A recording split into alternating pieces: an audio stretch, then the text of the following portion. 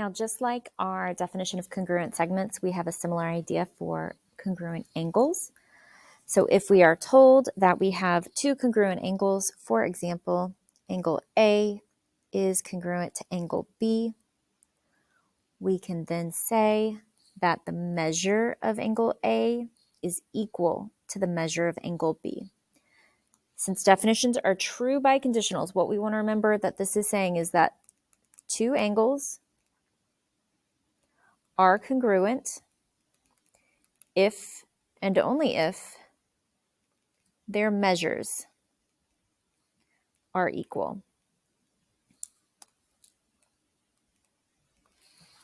So if we know two angles are congruent, then we can say that their measures are equal, or vice versa. If I know that the measures of two angles are equal, then I can say that those two angles are congruent by the definition of congruent angles. So we are going to use this when we know two angles are congruent and we need to say that their measures are equal because we're going to substitute in values, or if I know the values of the angles, if I know the measures, and I maybe need to lead up to that they are congruent, so I can say that there's an angle bisector or something else like that. So let's look at how that is going to work in an example. So here we are given that angle A is congruent to angle B, and that the measure of angle A is equal to 37 degrees. And again, that is our given. We always have to write down our given. Then we can state, oh, I know angle A and B are congruent.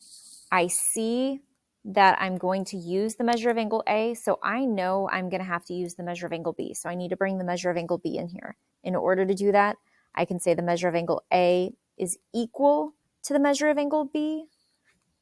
And with that is the definition of congruent angles. And again, you can write DEF for definition. That is fine.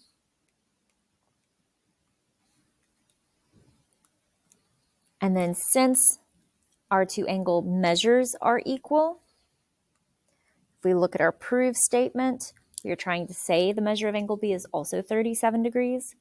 So since the two angles are equal to each other, their values are also equal. So I can say the measure of angle B is equal to 37 degrees. And our reasoning, if we don't quite remember this, we have the measure of angle A, 37 degrees, and then we have the measure of angle B and the measure of angle B. 3 pieces of information, 3 equal signs. This makes the justification the transitive property. Now, the nice thing about the transitive property here is we don't have to put the angles in the same order. So if you notice in our second line, the measure of angle B was second. It can be first in line 3. We don't have to go about putting it in the exact same position with the transitive property.